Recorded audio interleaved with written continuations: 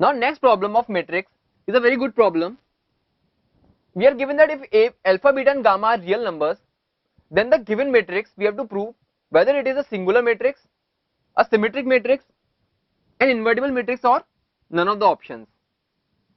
Now very clearly we can see this cos beta minus alpha is equal to cos alpha minus beta, and similarly these two terms are also equal. So the column 1 is exactly same as row 1, the column 2 is exactly same as row 2, and the column 3 is exactly same as the row 3, and hence on doing the transpose of this matrix we'll get the matrix again, and hence it is definitely symmetric very obviously.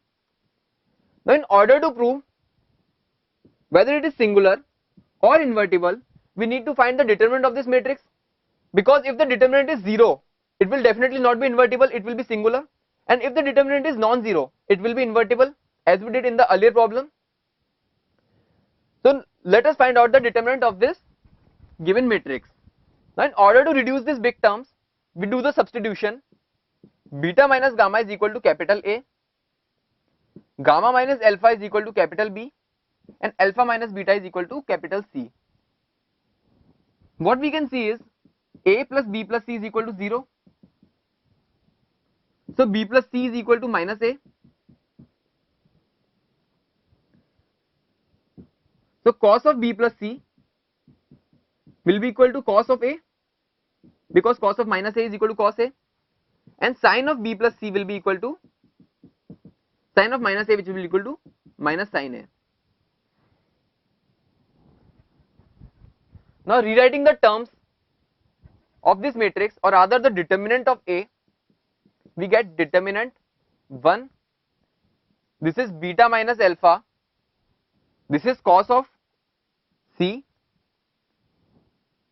this is cos of B, this is cos of C again, this is 1, this is cos of A, this is cos of B again, this is cos of A, and 1, because our beta minus gamma was equal to A, gamma minus alpha was equal to B, and alpha minus beta was equal to C. Hence this cos of beta minus alpha, which is equal to cos of minus C, which is equal to cos C, and hence the other terms. Now we can expand this determinant to get 1 into 1 minus cos square A minus cos C times cos C minus cos A cos B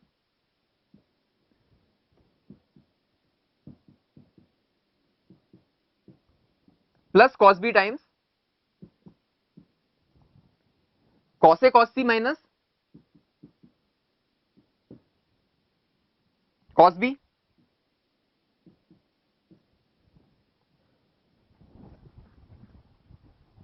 Now what we know is, we know this C is equal to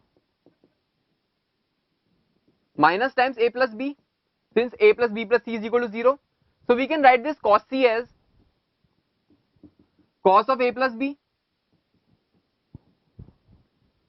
This cos C can be written as cos of A plus B, which is equal to cos A cos B minus sin A sin B. This cos A cos B will get cancelled out with this cos A cos B. So we get 1 minus cos square A minus cos square C plus, or rather this cos A cos B minus sin A sin B. This cos A cos B gets cancelled out, and we get minus cos C times minus sin A sin B plus cos B times this cos of B.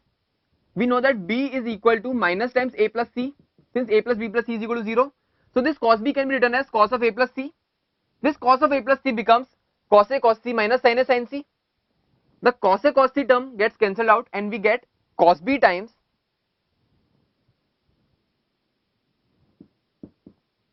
sin A sin C.